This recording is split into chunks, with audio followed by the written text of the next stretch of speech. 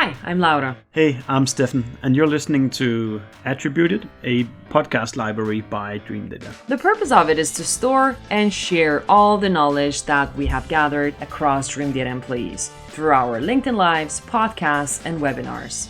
The typical topics you'll find here can be stuff like marketing, Sales, B2B ads, operations, social selling maybe. To kick this off, so the topic of the day today is starting off as a new head of marketing. And when thinking about the topic, I couldn't think of a better person to invite. A person that I met through Dream Data's community, the power woman of all things marketing, Juliana Geller. Juliana.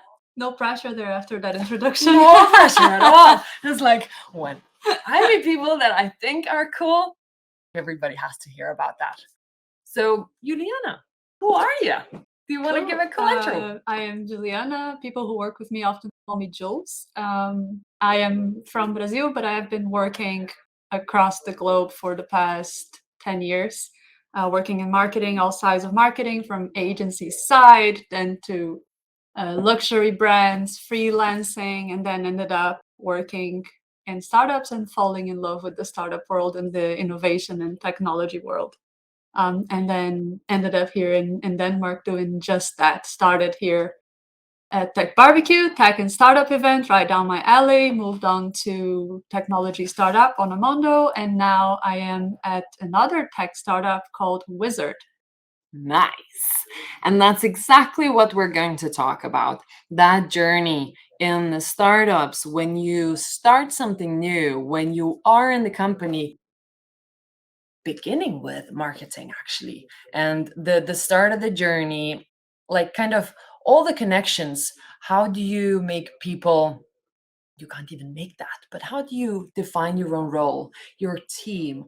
How do you align with all of the people across the organization as well? I think it's going to be fantastic. And encouragement to all of you. We would like to see questions that you would like us to talk about. We're going to talk about the leadership alignment. That was one of the questions that we've got earlier when posting about this event. We're going to talk about the preparations, first 30 days, what worked, what didn't, and so on. But what would you like to ask that we would cover today?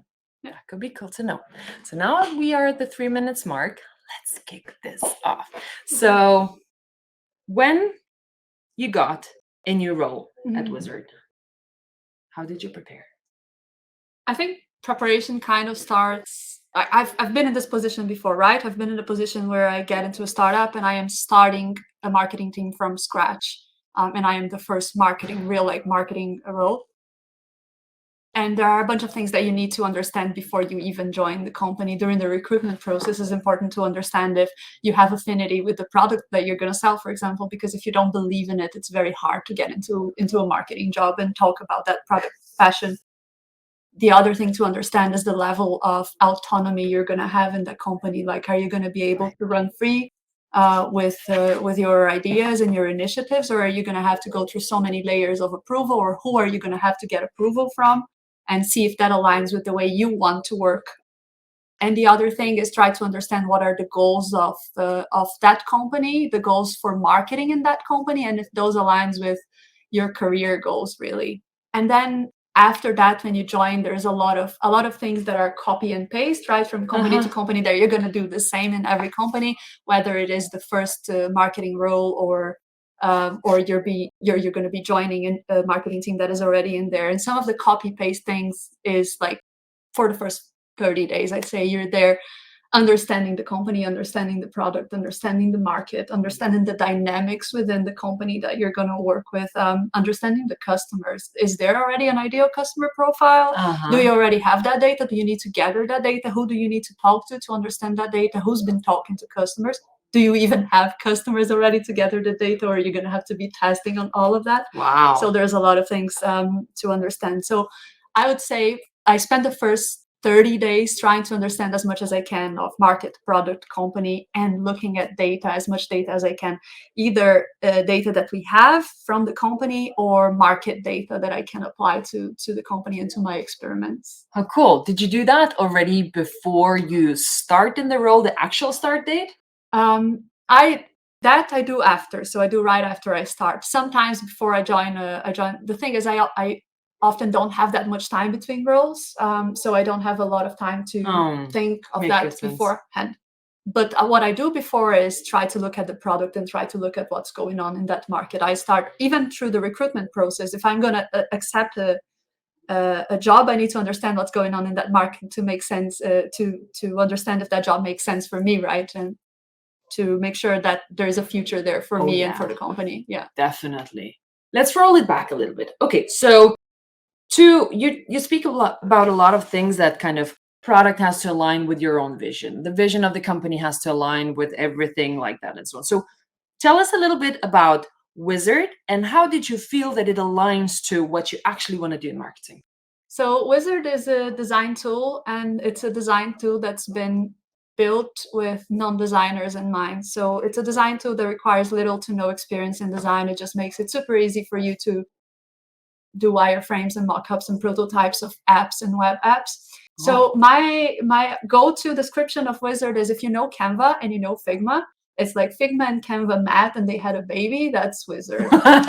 Okay, yes. So how that aligns with what I want to do, I moved on from a company where my role was more feeding leads and feeding quality leads, not just feeding leads, right? Throwing like good quality leads into sales. And Uizard doesn't have a sales team. Uizard is completely product led. You don't have to go through a sales team to sign up to our product. It's a freemium model, so anyone can sign up and try and then upgrade if they feel like they need to upgrade. So the marketing for those two things is completely different. When I think about sales driven, I'm thinking about more B2B, and Uizard is more B2C to B. We're targeting the end user rather than a decision maker, and that aligns a lot with what I wanted to do. What I want to do is to have that end impact in the usage of the product.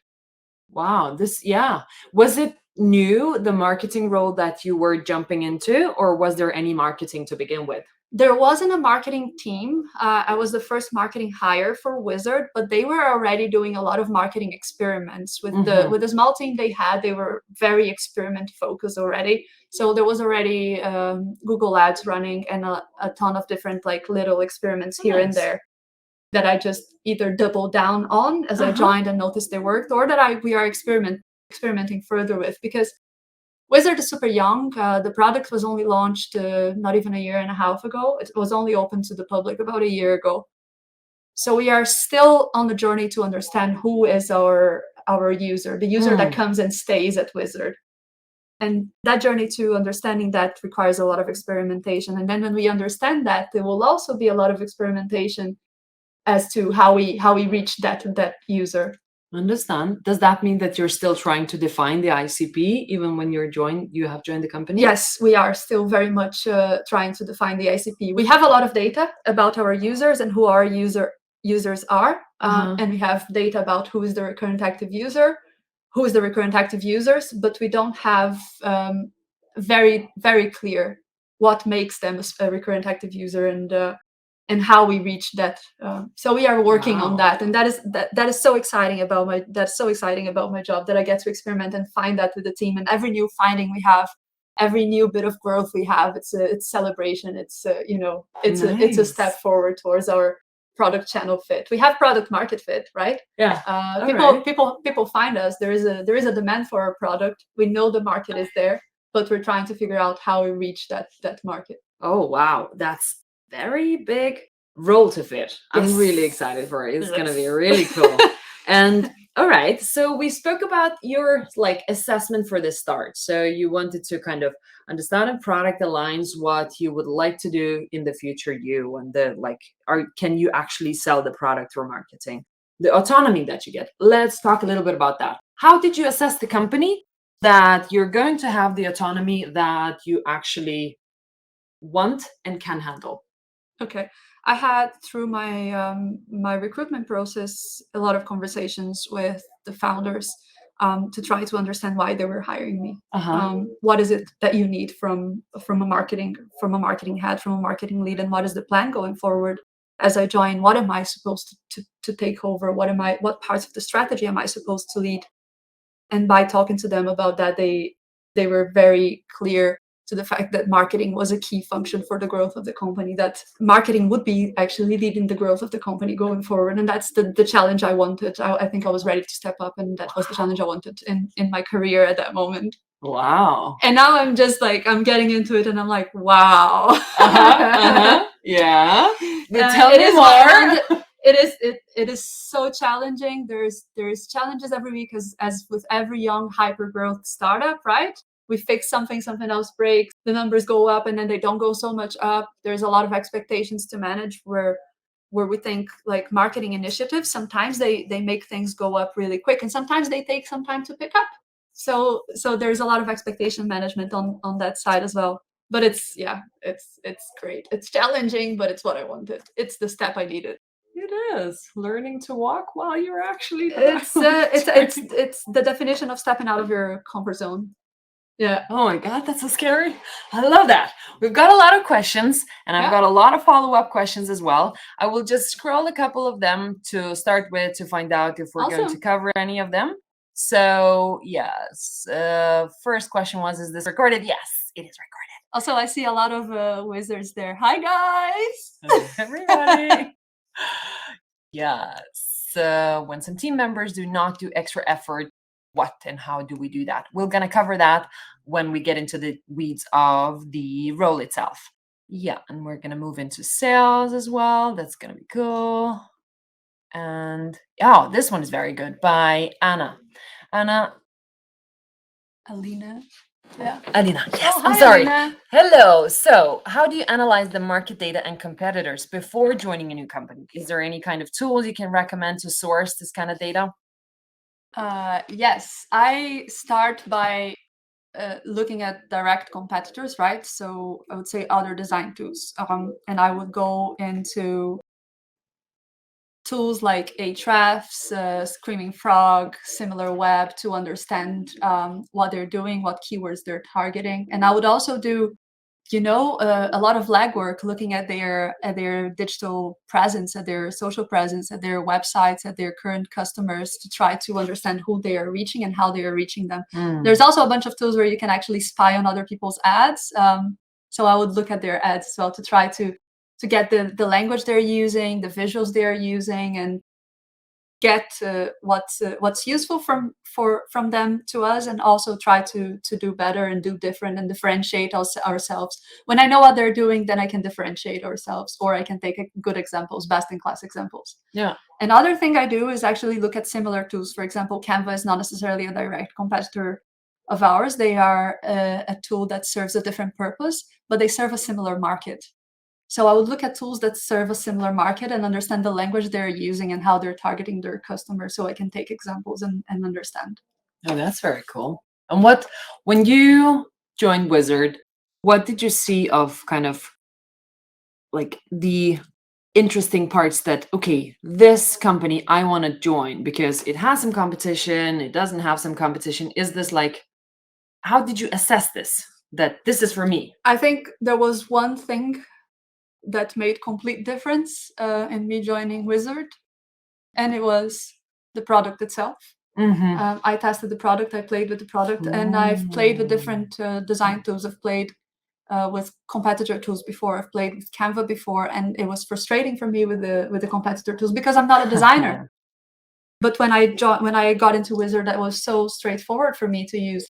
And there are tools like I'm very much a hand-drawn wireframe kind of person. So when I want to show a landing page idea, when I want to show an app idea, I draw it on paper and I show people on paper. And with Uizard, what you can do is actually draw on paper, take a picture, and it transforms into an editable digital mockup. So for me, that was a dream. That's like, yeah, that's what I needed 2 years ago when I was learning to code. Oh, how cool. So it's not just assessing competition and keywords that others are using, but actually, like, can I relate to the product? Yeah. Is it something that I can use? And wow. Yeah. Then you bring up the passion. It's so much easier. Like when you can relate to the product, then you can immediately spot a use case for it and think, oh yeah, I know a bunch of people who could use this product. Oh, that's so fantastic.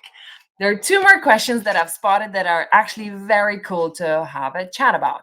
So we've got a question from David. What has your experience been coming into a new marketing leadership role with an existing marketing team versus needing to build a team from the ground up? What is more difficult? David has asked that question before in the comments on one of our posts, I think. And that was a question that caught my eye because I have experience with both, and they both have a very different set of challenges. Starting a team from scratch is challenging because you start doing everything on your own, and you have to build that. You have to build a culture within the marketing team from scratch as well. You have to identify when you're building the strategy who you want to hire, for example, who you need. You do the marketing vision and the priorities, and then you think, who do I need to help me achieve that vision and those priorities? When you join an existing team, the challenges are more in alignment, I think. Especially if you join as a leader and there's already other people that you are going to manage. You are coming in to fit in some other person's shoes, or you're going to be the manager that they are going to have first in that role. And so you have to be really careful in building the relationships with the team that is already there. And the other thing is, even when you're starting a marketing team from scratch, when you join a company, you have to build those relationships. And I am the first one to admit that I am not the greatest person at building relationships. I am a very data-focused, data-driven person, and I often resort to very direct ways to communicate, and that doesn't work so well in building teams sometimes. So it is something that I am working on. So it's like, I'm here to admit I'm working on that. I have to build that. I have to build that on. But I had an interesting experience in the past where I joined a team that was already in place, and that team was already in place, and they didn't know I was being hired, and they only knew when I joined, and they were given the opportunity to take my role, and they had already been in the company for a while. And it was really interesting because I didn't know about the situation when I joined, and I was finding so much resistance in that team. And I was like, okay, what's going on here? Like every time I try to get something across with this team or build a relationship, I'm just finding a lot of barriers.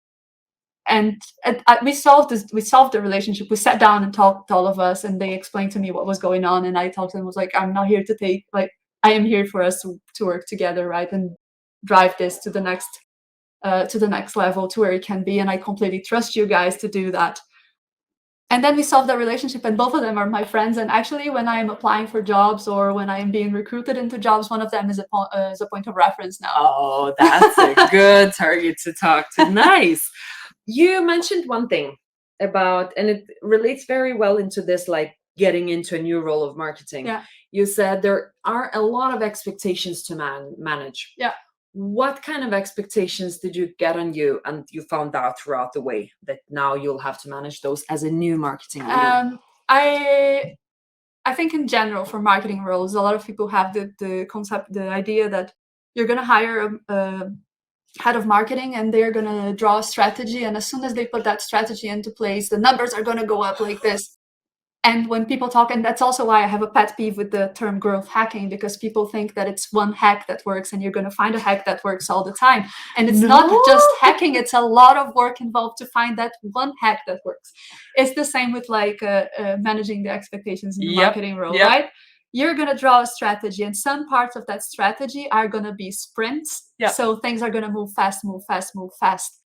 But a load of those things in your strategy are for the long term. You cannot just think on the short term with the marketing stuff, right? So when I talk about things like brand awareness, for example, I have a ton of initiatives for Uizard that are directed at brand awareness. That doesn't change overnight.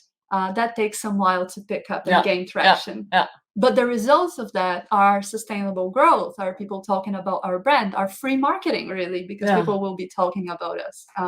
People will know when they search for a design tool, they are not going to search design tool, they're going to search Uizard. Instead of saying, oh, let's scan that sketch, they're going to say, let's Uizard that sketch. Yes, I hope that. That will be the best. Just like we're Googling stuff, we're going to be wizarding stuff. Yeah, exactly. So that is the managing expectations. It's trying to let everyone know that, and everyone be aware that things are going to move. They're not gonna move like magic as much as wizardly as we are. We can't move stuff like magic yet in marketing. Some campaigns are gonna be pretty magical, some of them not so magical. Yeah, very cool. I love that. It actually goes back into one more question in terms of expectations and management. I don't know who this person is because it says it's a LinkedIn user, but I want to know more about the internal collaborations. When you just started, who did you mostly spar with? How long did it take before you hired another marketer? And what did you look in those people? So there are a lot of questions. I'll keep them on so we can answer them all. So when I just started at Uizard, I sparred a lot with the people who were doing the marketing jobs before. So funny enough, it was our COO, the CEO, and part of the community team, part of the partnerships team. Nice. So I sparred a lot with them to try to understand what was going on. And I also talked a lot to CX and community, and looked at the data they had gathered to understand the customer. And played with the product a lot. How long did it take before I hired another marketer? Well, I drafted the first strategy in the first, 4 to 6 weeks. And then I kind of had an idea of the people I needed to hire. We kicked off hiring straight away. And I had them hired by the end of my 90 days, I already had the 2 of them with the contract signed. Nice. And they started actually last week, officially started last week. Oh, welcome to the team, guys. Yeah, That's hi, great. if you're there. Hi, guys. Wow. All right. And what did you look for in the people that you were hiring into the team? I looked for people that are way better than I am at what I needed them to do. And that's not that hard to find, but I managed to find the top talent that I could find. You're way too humble, but I love the answer anyway. Oh my God. That was the main thing that I was looking for. And the other thing that I was looking for is that I need people who are independent, self-starters, independent people who can take a task and run with it and get it done without a lot of like hold handing, because we are a lean team. We are a small startup and a lean team, and none of us has time to be like following or micromanaging a lot. So I have to trust that they are super capable, super competent to go and do their jobs. Nice. And already over the 90 days of you in the new job, it feels like you're already slowly building up the full organization. I think it's beautiful. Absolutely fantastic. And actually, we had another question that I would like to pick up from before. It was about data. And you talk about it a lot. So like, what is marketing for you? Now we spoke about the team, but if you were to like, is it more data and numbers, or is it more the part that you cannot actually measure? So it depends on what is the product that you are marketing, right? When I talk about my last role, my measure wasn't MQLs. My measure was closed deals, inbound closed deals. And I think that is the way to go. Otherwise, I'll just be pumping MQLs that are not great quality just to meet my targets, right? Mm-hmm. I need to make sure that those MQLs are MQLs that are actually closing deals. Yeah. And that made a whole difference in the way that I was marketing that product. Nice. But for Uizard, our goal is not the revenue yet. It's not like people converting into paid users, people converting into recurrent active users. So what I measure then is how many users I'm bringing into the platform, and how many of them are coming back to the platform week after week after week. Mm-hmm. And in that sense, that is a joint effort, because I can put the message out there, bring a lot of people into the platform, but then we have a load of other teams working and activating that customer through, for example, the user journey in the platform. Is the product good enough? Are they finding what they need in the product? So that's the product team. There are guides in the product to lead them through what they need to find. That is the CX team. There is a bunch of touch points as they join, and they can join our circle community as well to talk to other product users. Yeah. And that is the community team. So there is a bunch of other teams involved in taking a user I bring into the platform into a recurrent active users. And my job there is basically to keep a good influx of users coming in. Mm-hmm. But then once we understand who is the user that becomes a recurrent active user, aiming the message and targeting the advertising and the marketing at that user. Understand. All right. That's a bit of a different approach than we mostly are used to is like marketing, then sales take over, and then we close a deal. Yeah. And that's where you usually map it to new business, to revenue. But this is a totally different approach because it maps in marketing led, product followed or even led, and then there is also the community to help it out. Wow. I think product is it's kind of an umbrella, because the product matters at all stages, right, of that cycle, of that funnel. They come in because they want to test the product, and if the product is not good enough, no matter what I do and community does and CX does, they're not going to stay. The product is just not good enough. Oh, that's really cool. Yeah. You mentioned one thing as well about some of the strategies when you start in the new role that you do as a copy paste from other places. What is it? What are your like kind of go-to copy paste things that you do in the new role? I think first of all is look at the market, right? Look at competitors, best-in-class examples, or products, brands that are serving a similar audience. Another thing is understanding company strategy, and that is copy paste. It's different for every company, but you need to understand the overall company strategy.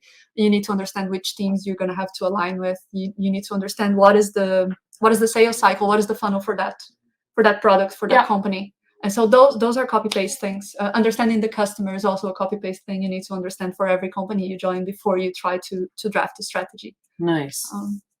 So there is a list of things. So understanding the company strategy and the company goals, so you know what teams to align with. Looking at the data that you already have, whether it's traffic data, whether it's customer data, looking at all the data you already have, looking at the market, and exactly, and looking at the customers. And then you're kind of well prepared for the first. And then you can draft the strategy, really. And the strategy is going to change. You're not going to draft a strategy that is going to be the same strategy for 2-3 years. It will evolve. How often do you expect the strategy to change?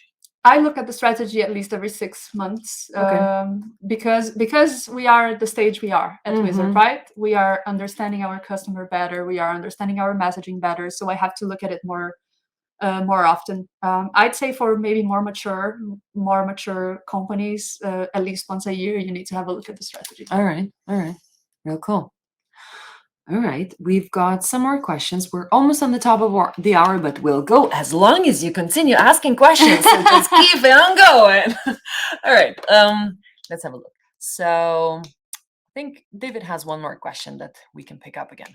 So what has been your go-to strategy for finding new marketing roles in companies you're passionate about and getting connected with the right people? I moved countries a bunch of times, and it's always like starting my reputation in a different country from scratch every time I do that. But luckily enough, I've worked with people that are good enough to introduce me and show me around new markets.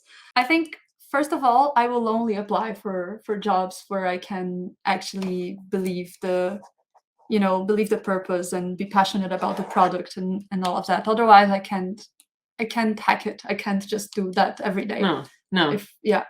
And now I guess I'm in a position where I'm fortunate enough that I don't apply for jobs a lot. I get taken into jobs.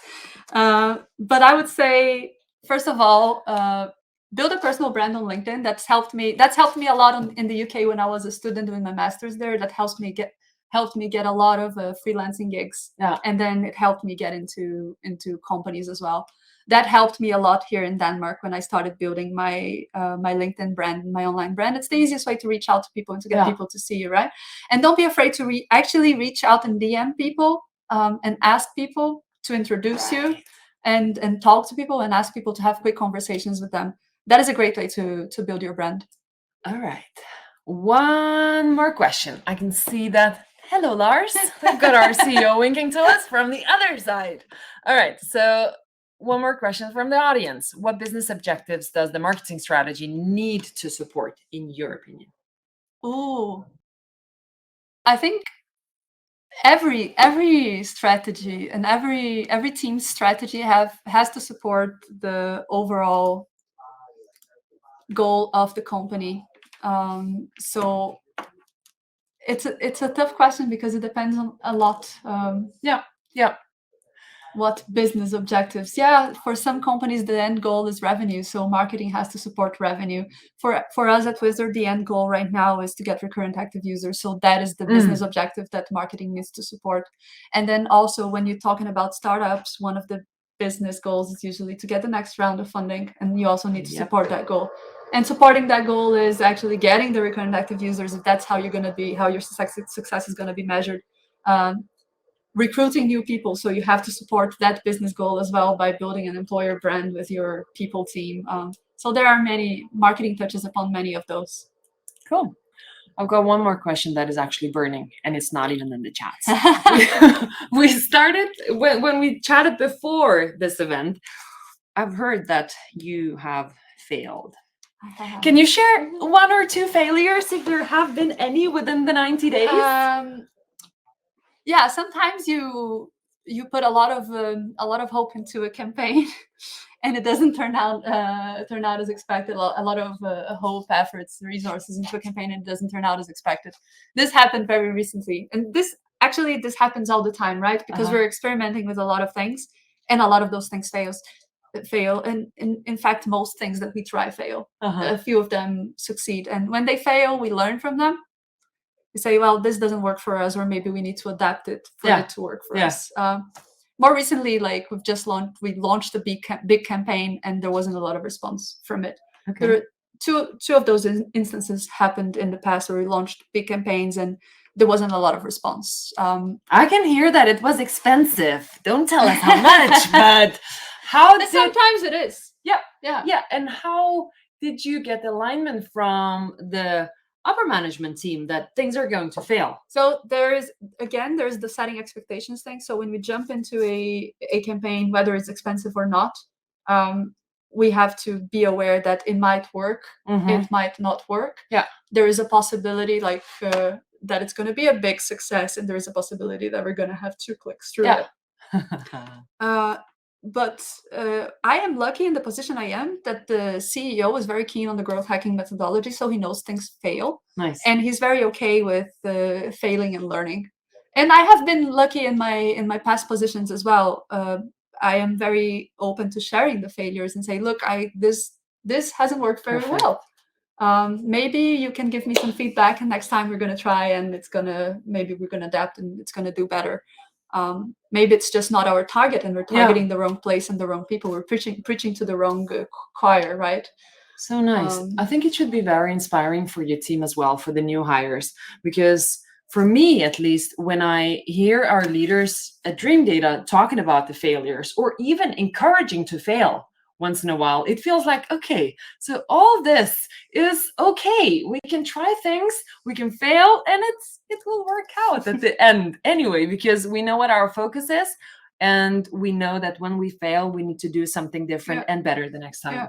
And the same way things fail, and you just have to investigate maybe why they failed. It's not the right audience, not the right place, not the right time. Sometimes things work and you don't have a proper explanation for why and how they work. Like sometimes you post a meme and it blows like crazy. Nice. Well, we are 4 minutes above our time. We still have some questions, and we are happy to answer them afterwards. So we're going to finish off the session now.